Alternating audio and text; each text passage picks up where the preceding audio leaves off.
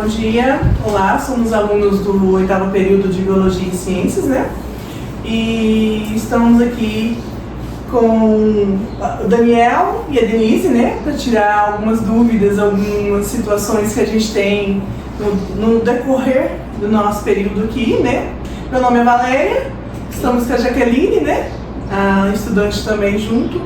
E muito obrigada por estar aqui com a gente para tirar, sanar algumas dúvidas, algumas coisas que a gente, durante esse percorrer, e querendo ou não, a gente também está pensando nisso futuramente para os próximos alunos, né? Que vamos lançar esse podcast para frente para que essas dúvidas sejam sanadas, né? Eles vão acessar, né, esse momento e também trazer para eles, para ficar mais fácil o nosso momento aqui. Bom, Daniel Ikuma, ele é doutor pela USP e é psicólogo aqui no Instituto, né? E Daniel, e aí, fala um pouquinho sobre você, bem brevemente, só pra gente conhecer um pouquinho. Bom dia a todos e todas, né? Eu quero agradecer o convite, estou muito contente por estar aqui, né? Bom, eu sou psicólogo, né? Minha graduação foi feita na Unesp Assis, posteriormente fiz meu mestrado e doutorado em psicologia na USP, né? Desde então tive um período que trabalhei na Fundação Casa durante 10 anos, né? E posteriormente, em 2013, entrei aqui no Instituto Federal para exercer meu cargo de psicólogo. Legal. Denise Marina Ramos, né? Doutora pela UFSCar, pedagoga aqui na instituição, e a gente queria também ouvir de você um pouquinho. Bom dia a todos, obrigada pelo convite. Bom, eu sou pedagoga pela Unesp de Araraquara, a minha habilitação é em Educação Especial e fiz o doutorado em Educação Especial na UFSCar e faz 7 anos que eu estou no Instituto, na coordenadoria sociopedagógica, e acho que é isso. Legal. Aqui, a gente está aqui mesmo para esse bate-papo, para saber um pouquinho, né, como lidar com o choque e adaptação e ansiedade de sentir a chegada aqui no Instituto para os primeiros alunos, né? A gente sentiu essa dificuldade quando a gente chegou aqui, foi um momento tenso, porque a gente vinha de escolas defasadas, a gente vinha de uma educação precária para vir para o Instituto onde a realidade é totalmente diferente. E como que a gente faz para desligar esse botãozinho de medo quando a gente ingressa em algo novo? Qual que é a dica para esses novos alunos ingressantes agora? Para você, Daniel, desculpa. Bom, primeiramente nós precisamos entender, né, que vivemos uma sociedade acelerada. Tem um sociólogo chamado Hartmut Rosa, né, que menciona que nós estamos num processo de aceleração social. Principalmente a partir do momento em que nós estamos conectados 24 horas por dia, né? Nós perdemos a nossa temporalidade em relação a esta realidade. Vivemos muito mais dentro de uma perspectiva imaginária, de um excesso de imaginário. Então vamos dizer assim que a primeira coisa que precisamos compreender é que vivemos uma sociedade acelerada, né? Por outro lado, né, vivemos uma sociedade também que aconteceram o quê? Né? Gradativamente vieram diminuindo os rituais que nós temos. Quais rituais? Rituais da nossa realidade, né? E se a gente pensar no processo de luto, por exemplo, né, pergunto para vocês, né, a observação que vocês têm em relação aos velórios, né, por exemplo.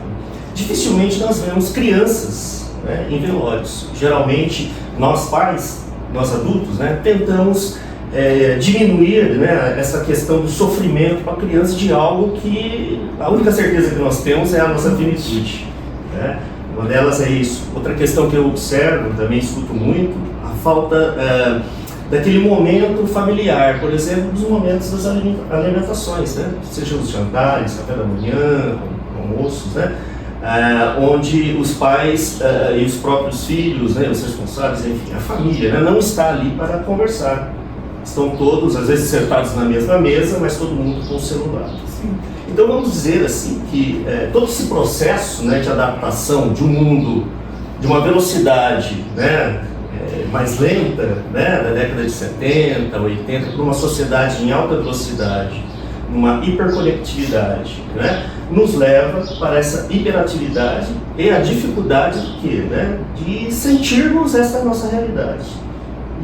Tudo isso nos leva a uma certa desadaptação e com isso uma questão relacionada à saúde mental também. É esse o medo que o estudante chega aqui, né, na faculdade, né, conhecendo novo, né, tudo diferente, e já chega aqui com aquele receio, né, de meu Deus, o que eu estou fazendo aqui, se cobra mais do que devia, né, e aí começa as crises de ansiedade. Pessoal, assim, a gente tem visto muito isso no pessoal que entra, não só o pessoal do ensino superior, mas como a gente convive bastante com o pessoal do ensino médio, né, com o pessoal do integrado, isso acontece muito, a gente vê. Então, assim, uma autocobrança muito excessiva, né, e isso prejudica a saúde mental, né.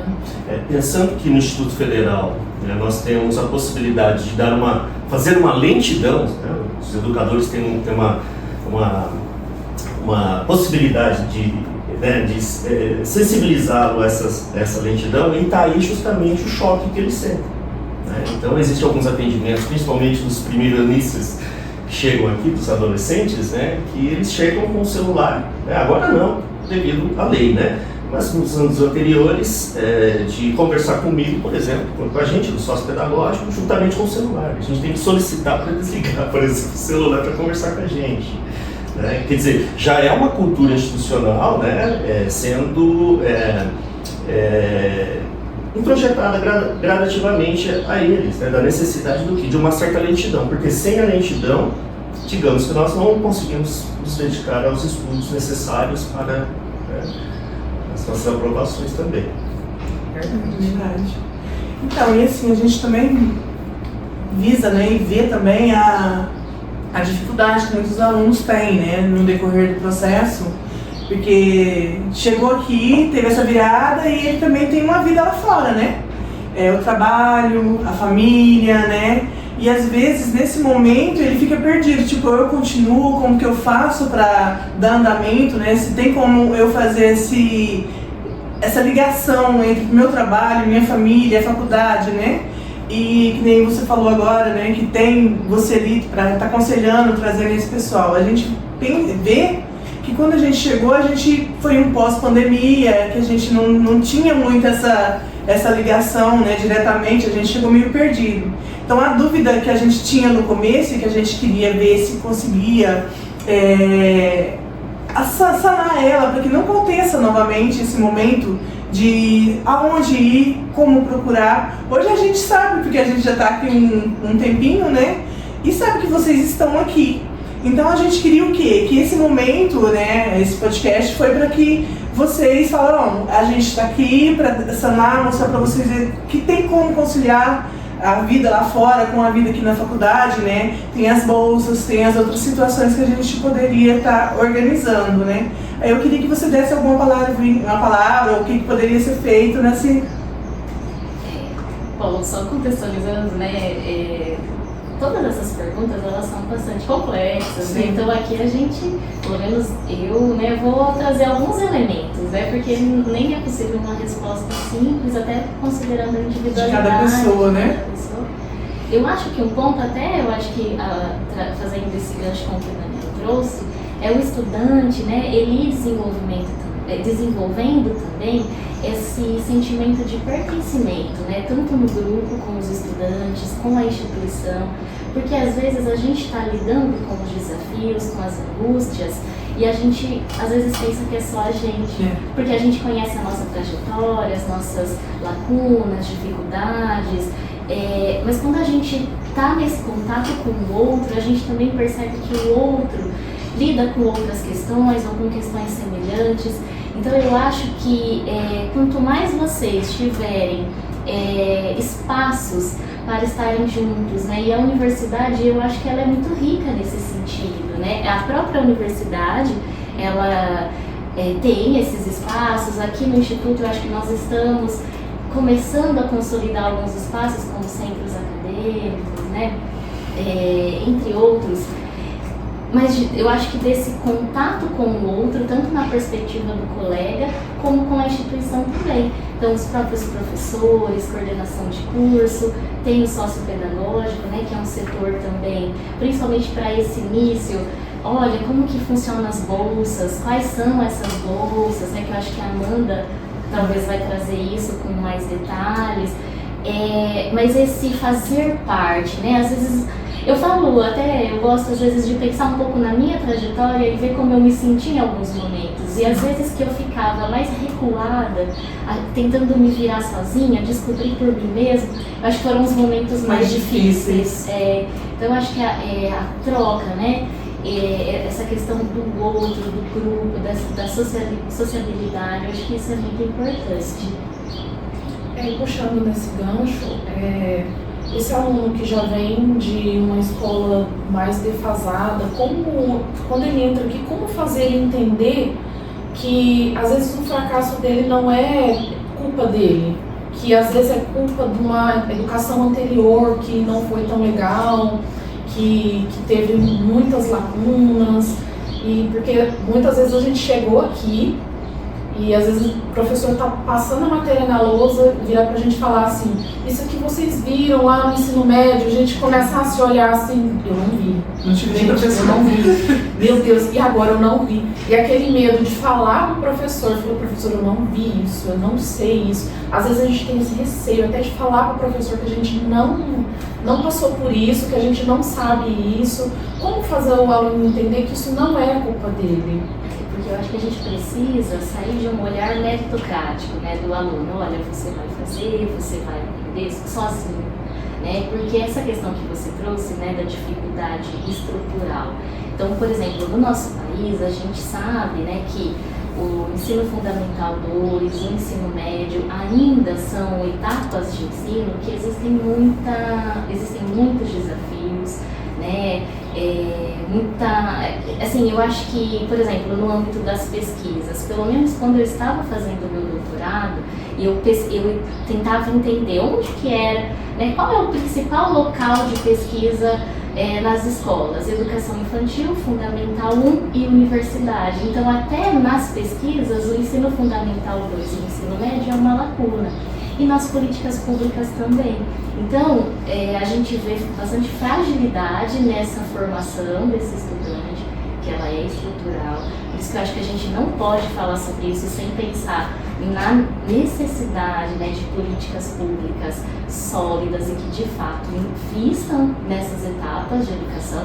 E eu acho que o Instituto Federal é um exemplo desse tipo de política que vem, né, que olha e fala, nós precisamos investir, qualificar essas etapas de ensino.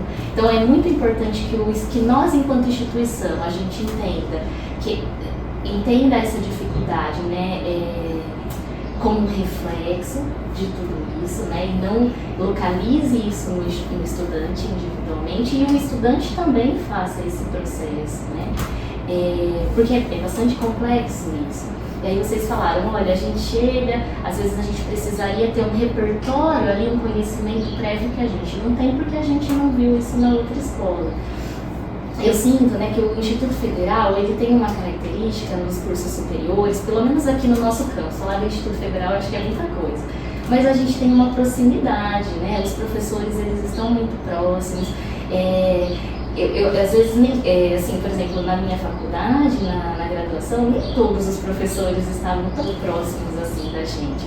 Então eu acho que essa troca, essa proximidade, os horários de atendimento, né, são espaços para o aluno também trazer para o professor esse retorno. Professor, olha, para eu entender isso que você está trabalhando, eu preciso, né, onde eu preciso, o que eu posso fazer, o que eu posso estudar, o que eu preciso retomar.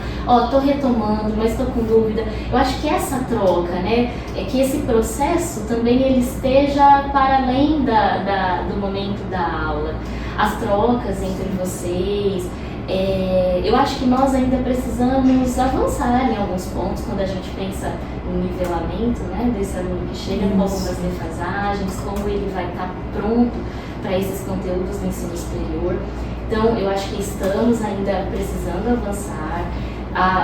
Por exemplo, a gente está atualmente, né, a Rede Federal, ela está desenvolvendo um plano voltado para o acesso, permanência e êxito do estudante. Então, assim, está no início. Então, é toda a Rede Federal da Educação Profissional e Tecnológica. Então, está num processo de coleta dos dados, de como as instituições trabalham, né, enfim, todos os fatores que envolvem o acesso, a permanência e o êxito dentro das instituições, tem comissões locais coletando esses dados e a partir dessa análise subsidiar de fato, né, estratégias para auxiliar os estudantes nesse processo. Então penso que isso vai nos trazer, né, talvez daqui 1 ano, 2 anos, já talvez ações concretas que possam também, né, estarem voltadas para esse nivelamento ou para esse suporte inicial. Mas acho que o que a gente tem hoje, né, talvez o Daniel me ajude, a questão dos horários de atendimento. Eu acredito que os próprios, o currículo dos cursos, muitas vezes eles são pensados de forma onde o primeiro ano se consiga trabalhar alguns conteúdos. Isso vai muito do curso, né, mas há esse esforço, né, dos NDS, colegiados. Eu acho que a gente, né, também trabalha muito com os estudantes na perspectiva de ajudá-los a olhar para a sua rotina, como organizar essa rotina que ela né, é atravessada por outros compromissos, né, e visualizar, entender, né, quais são os momentos de estudo, porque de fato, gente, né, todo aprendizado ele envolve esse esforço, né, de aprender, esse momento de estudo, ele é necessário. Então, né, nós trabalhamos muito nessa perspectiva de ajudar o estudante a se organizar, a buscar, a pensar em estratégias que possam ajudá-lo, né, entendendo a individualidade de cada um, né? Se você quiser dar uma sequência da fala dela, Daniela, tipo, porque querendo ou não, né, tem toda essa dúvida, esse conflito, né, e esse emocional que está aflorando o tempo todo, né? Eu acredito que você já deve ter recebido bastante aluno lá, né? Falando, nossa, eu estou preocupado porque eu acho que eu não vou dar conta. Você deve receber, né? Sim, na verdade o grande sofrimento é justamente o quê? Né? É justamente uma ideologia, de uma crença, né, da meritocracia.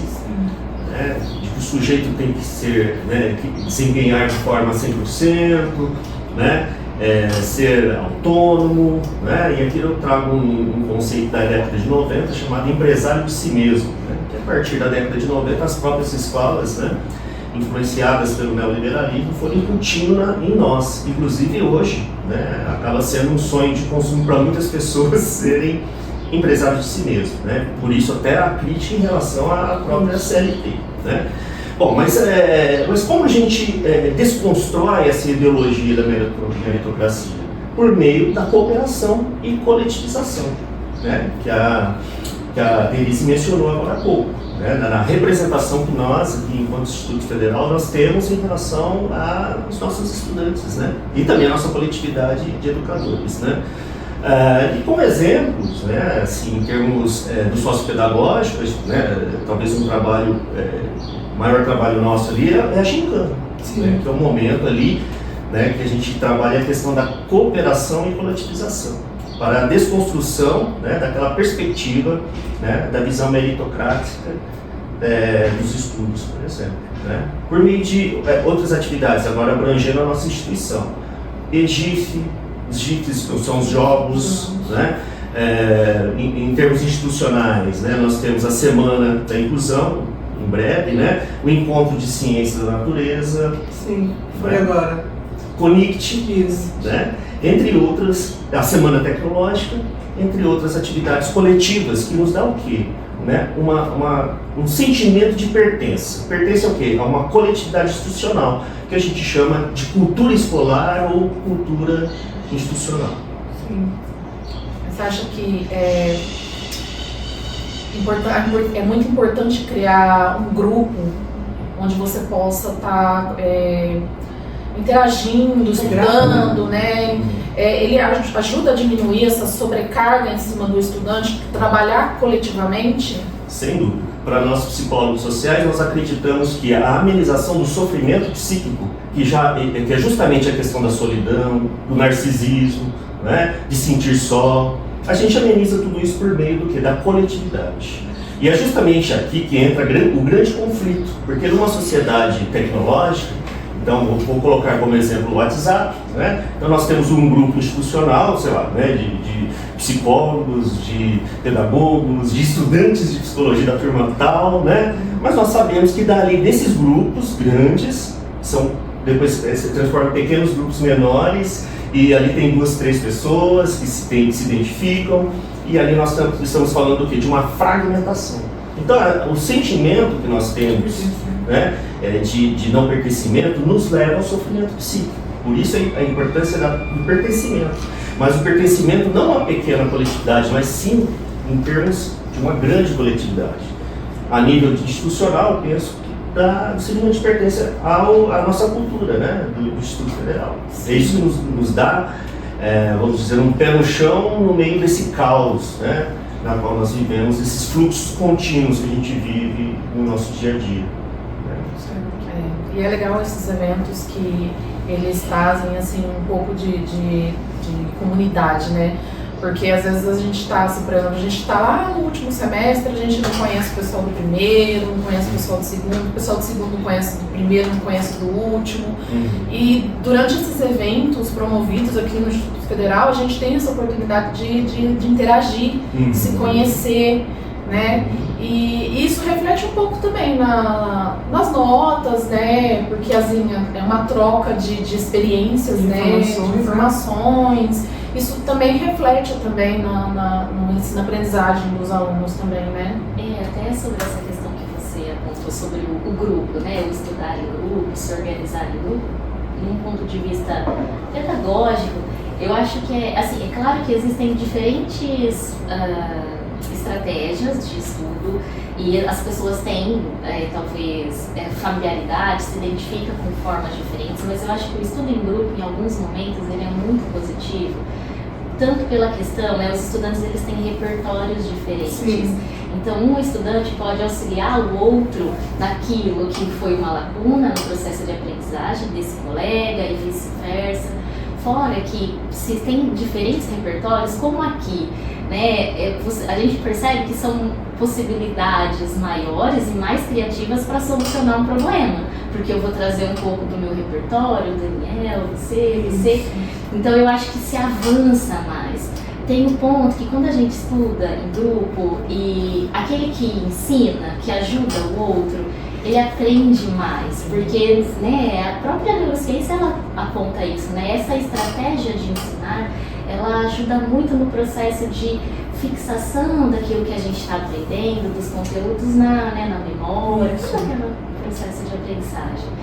E eu acho que isso que o Daniel falou, desse sentimento da gente ver no outro, né, perceber que o outro também sente determinadas angústias, né, porque eu acho que quando a gente acha que é só a gente e a gente se fecha, o estudante ele pode às vezes pensar em desistir, né, diante de um obstáculo ou de um fracasso, né, eu vou pôr bem entre aspas aqui, mas diante de uma reprovação numa disciplina, né, pensa em desistir porque ele acha que é só ele, né? Então eu acho que o grupo, né, como um grupo de estudos, como um grupo para esse fortalecimento dessa cooperação, coletividade, eu acho muito importante. E não é fácil, é desafiador, porque hoje a sociedade é muito, assim, fazer tudo sozinho, resolver sozinho. A gente tem uma ferramenta aqui que a gente faz N coisas sozinho, do nosso lugar, sem precisar de troca. Né? Eu, por exemplo, preciso fazer um esforço enorme para eu ir para o grupo, porque eu tenho uma tendência a ser mais dinâmica, isso. Só que quando eu vou para o grupo, parece que tudo aquilo que eu estou carregando sozinha, que está um peso enorme, até hoje, profissionalmente, você divide, o outro te ajuda a ver o que você não está vendo, te ajuda com ponto de vista, ou apenas nessa questão da troca, né, do ouvir. Então eu acho que é bastante rico esse processo, embora seja desafiador, porque nós não temos nem tempo pensando concretamente, né? o tempo ele não é mais organizado para nos reunirmos, né? A gente é tudo aqui, ó, nos minutos, né? Quem é mãe, eu imagino que então, nossa, né? Tem o tempo de eu tenho que chegar porque eu tenho que, né? Enfim, então, na verdade, acho que quando a gente busca, né, essa coletividade, a gente está indo contra uma maré atual. E o que eu acho que é muito necessário para a nossa saúde mental, para a questão acadêmica. A gente percebe muito isso nesse processo de equipe, né? Querendo esse grupo, né? Que nem você disse agora, ele acaba que te deixa mais tranquila, porque querendo ou não, às vezes você tá lá no seu cantinho pensando, nossa, eu tô com isso para fazer, eu tenho isso para fazer, eu tenho aquilo outro para fazer, não vai dar tempo. Aí você resolve, né, se parecer e falar com um amigo seu sobre isso. Você fala, não, mas eu também tô assim. Eu também tô nessa fase, né, que ainda não consegui chegar nesse parâmetro, nesse momento também. Acalma que vai dar certo, né. Querendo ou não, esse trabalho em equipe, quando a gente se junta para fazer trabalhos e estudos, né, é mais gratificante porque você sabe que um tem um jeito de pensar, o outro tem. Nessa unificação, nessa união, acaba que depois é um trabalho muito bom, né. A forma no final acaba ficando melhor, mais fácil, né? Mais aceitável, né? Que você fala, opa, não tô sozinho, né? Cheguei no momento que eu não tô sozinho. Então, assim, a gente pensa muito nessa parte desse aluno, que às vezes ele chega, né? Ele fica tentando achar a turminha dele e às vezes ele não se identifica. Fala, eu sempre trabalhei sozinho, eu sempre fui sozinho, né? E no começo a gente percebeu muito que teve alunos que quando chegou, né, nesse momento que chegou na biologia com a gente, não interagia, não estava junto, né? E aí ele foi desistindo. Aí eu penso muito, né, até a gente já conversou sobre isso, na parte tipo, como não fazer para esse aluno, né, não chegar no momento dele, da desistência dele, tipo, é o professor, é alguém que tem que estar, tipo, não, vamos continuar, porque o que a gente está percebendo que hoje a defasagem dos alunos, né, durante o processo de estudo, ele para ali e ninguém foi atrás para saber o porquê que isso aconteceu, né? A gente percebe muito que a biologia, os cursos estão ficando defasados, né, nessa parte. Eu não sei se vocês poderiam, tentar meio que ver que a gente poderia estar se organizando nessa parte, né?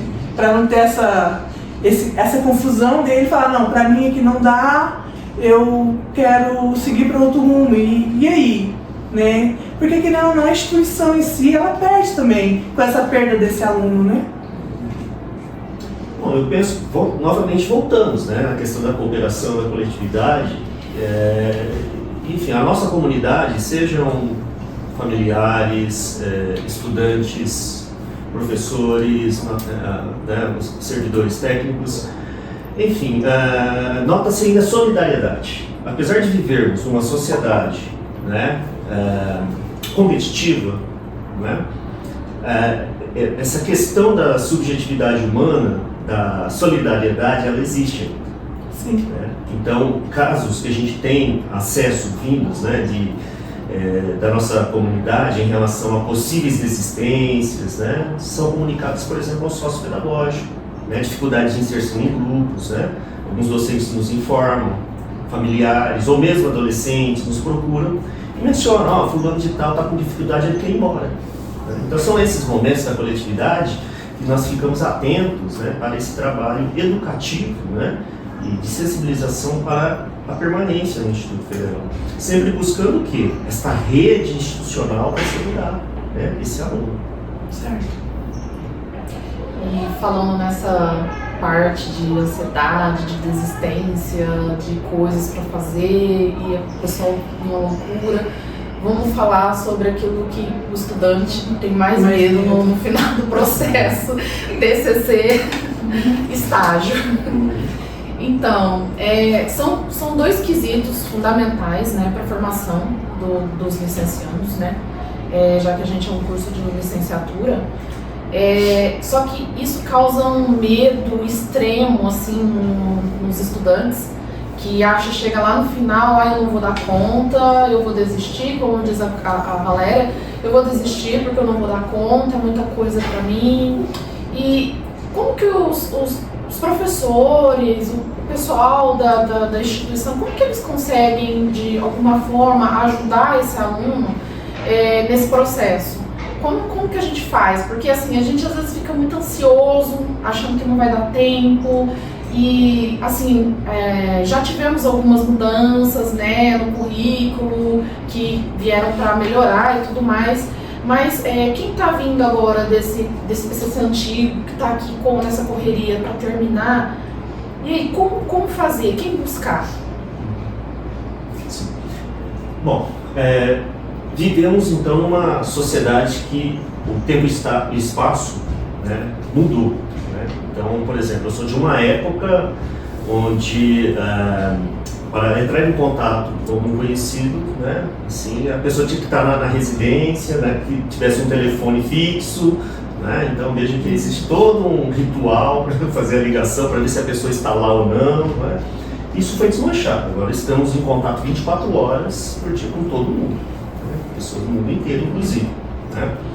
Bom, então, alguns autores, aqui eu cito dois autores, Dunker, né, e Safatli, né, escreveram um livro, né, sobre a questão do neoliberalismo, né, e como isso influencia a saúde mental. Então, as temporalidades, as transformações da temporalidade, né, nos leva ao quê? A possíveis psicopatologias da temporalidade.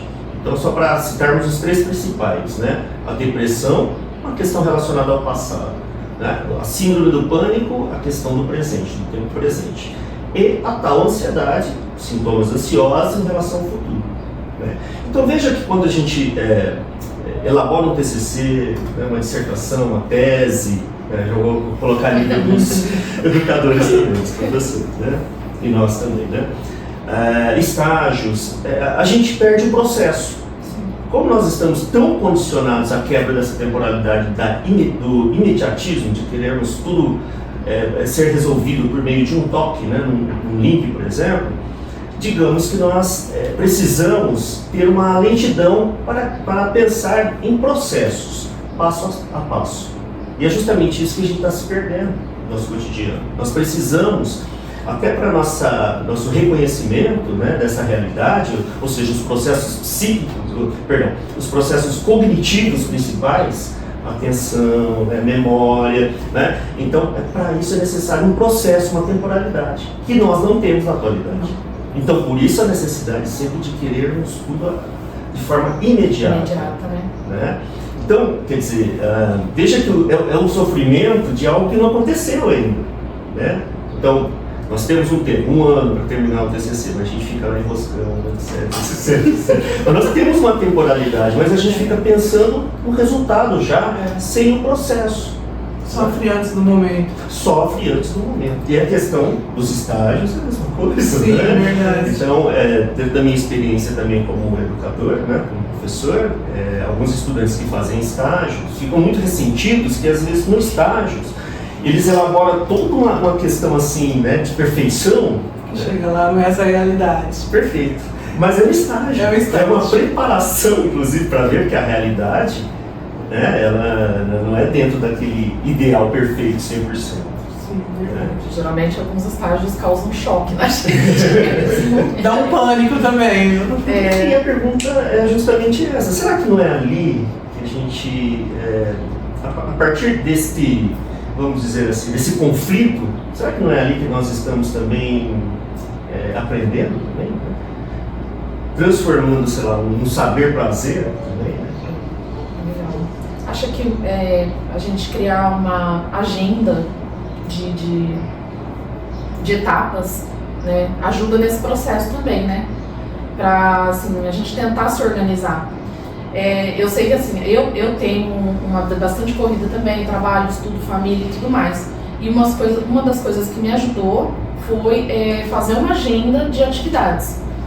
Eu falei, essa semana eu vou fazer isso, semana que vem eu vou fazer aquilo. Se eu não conseguir fazer isso essa semana e tiver que deixar isso para a semana que vem, eu vou ter que deixar um espaço na minha agenda que eu sei que eu posso encaixar isso.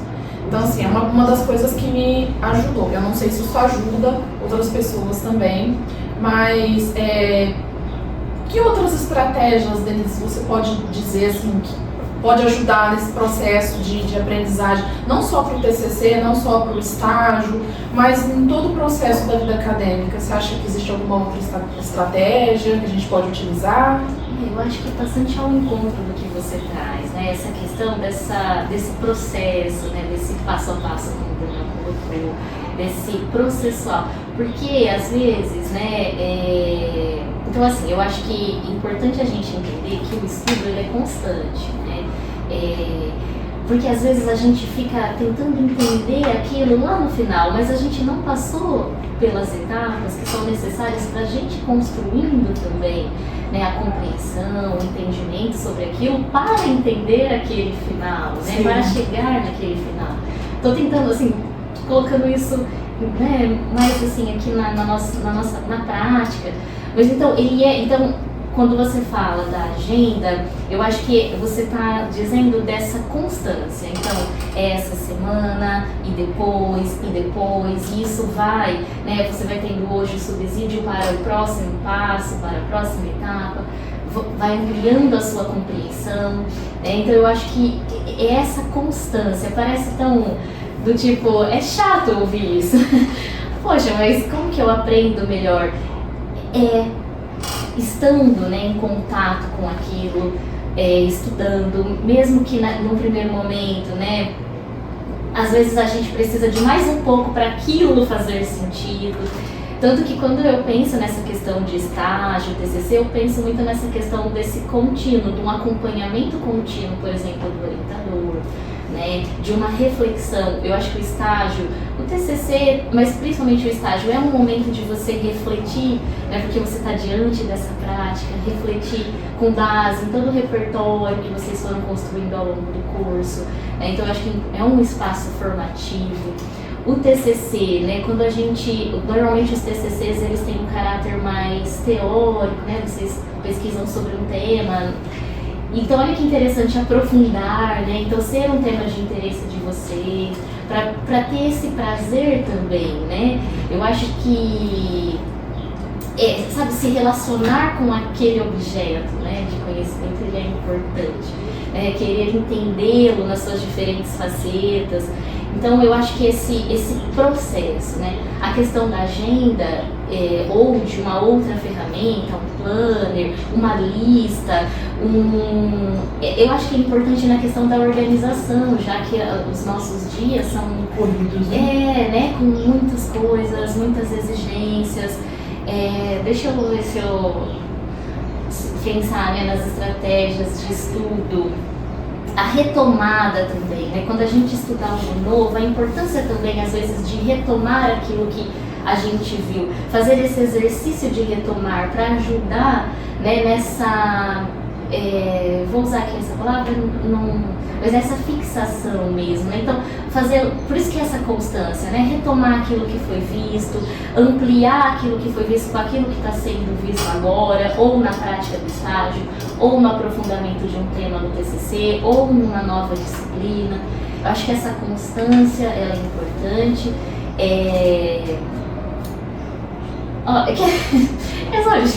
Me deu um branco assim, enorme agora,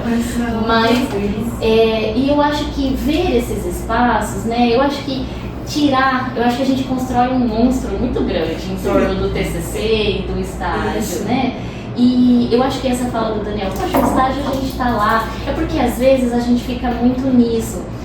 Tenho que fazer um TCC, eu tenho tanto tempo, eu tenho que incluir um estágio agora na minha rotina, pegar o ônibus, ir até aquela escola. Não, gente, eu passei por isso também, então, mas eu acho que assim, sabe, viver essa oportunidade formativa, né, eu acho que até para tirar um pouco, né, dessa coisa, desse peso. E assim, como eu faço um TCC? Hoje, se você estiver começando hoje, provavelmente você ainda não vai estar a par do que é um objeto de pesquisa, do que é um objetivo, mas quando você for passando por esse processo formativo, isso começa a fazer sentido. Por isso que tem que ir passando por essas etapas, né? Mas passando mesmo. aprender também é uma ação, gente. Às vezes a gente se coloca de uma forma muito passiva diante, né? Não, precisa desse, sabe, eu falo, esse esforço para aprender, mas esse esforço que eu quero dizer em termos de ação, né? De estar envolvido com esse objeto do conhecimento, né? E querendo ou não, é um processo de vivenciar, né? De você estar ali presente, e é uma situação que você, em momentos, até se desespera, surta, mas é um processo que você vai vivenciando aos poucos e aos tempos, né? E querendo ou não, no final você fala, ufa, nossa, consegui, né? Cheguei nesse ponto, consegui, e passou, né? Aí esse desespero em si, ele vai aos poucos terminando, né? E assim, eu venho nesse momento agradecer vocês, né? E falar muito obrigado, né? Que o tempo nosso também, novamente, o tempo veio aqui nesse momento contar um pouquinho, né? Que a gente vive o tempo, né? E agradecer a presença, né? De vocês dois, que sanou a maioria das dúvidas que a gente estava buscando, né? E deixar aberto para que tenha novos momentos, novas oportunidades para a gente sentar, conversar, né? Com um tempinho um pouquinho maior, né? E deixar aberto agradecimentos para vocês dois. Muito obrigada. Eu também agradeço aos dois pelo esse momento aqui vivido e falar para o pessoal, né, que vai nos assistir, que está nos assistindo, que a gente tem aqui um psicólogo dentro da nossa instituição, que se vocês precisarem de falar alguma coisa e não quer chegar num colega, não quer chegar num professor, procura o Daniel, procura a Denise. Denise, eu tô com dúvida em tal coisa. Eu tenho certeza que eles vão ajudar da melhor maneira possível, né? Eles sempre tiveram à disposição, eles já participaram, outra vez o Daniel já participou com a gente de outro bate-papo, então assim, são pessoas super acolhedoras. Eu acho que vocês também vão ser muito bem acolhidos, né? Aqui bem recebidos. Bem recebidos, né? E é isso, obrigada, gente. Obrigada, gente, pelo convite mais uma vez. Agora já não estou tão nervosa, então estou conseguindo prestar atenção no que eu estou falando. Nem sei como eu comecei, mas obrigada, acho que por essa oportunidade. Né, vocês falaram do Daniel, de mim, mas o sócio tem uma equipe enorme, né, de pessoas, né, muito qualificadas. Então contem, né, com os estudantes, contem com o sócio, não só com os sócios, com as coordenações, com os professores, né, e eu acho que o que vocês estão fazendo é muito importante, né, vocês estão, a gente falou tanto da cooperação, desse olhar, então vocês estão fazendo esse processo, então parabéns pela iniciativa, pelo trabalho de vocês, parabéns pela trajetória de vocês, que já, né, vocês estão aí. Muitas das vezes ouve falar do sócio, mas não sabe quem está atrás do sócio, quem está lá. Então é legal trazer o pessoal aqui, então apresentar vocês para todos. Muito obrigada. Obrigada.